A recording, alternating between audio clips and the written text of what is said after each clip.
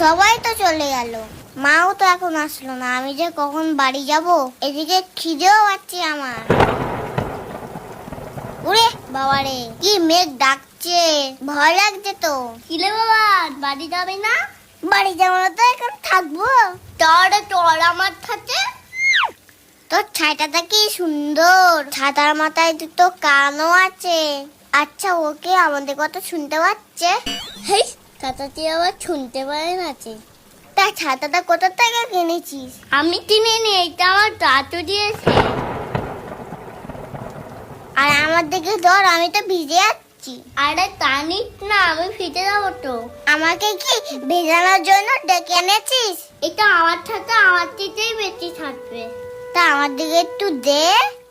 না, আমার দিকে থাকবে না, এটা আমার দিকেই থাকবে। না, আমার দিকে থাকবে। না, এটা আমার দিকেই থাকবে। না, আমার দিকে তোর ছাতায় আমি থাকবো।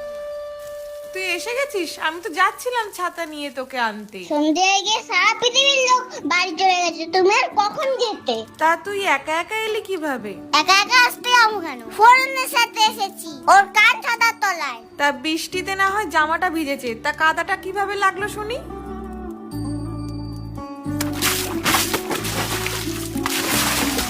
কিরে, বলবি তো? আমার শীত করছে, তোমার কি এখনো শুনতে হবে?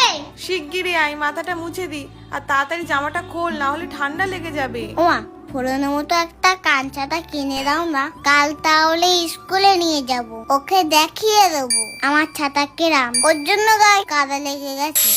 তুমি দেওয়া তো একটা কান ছাতা।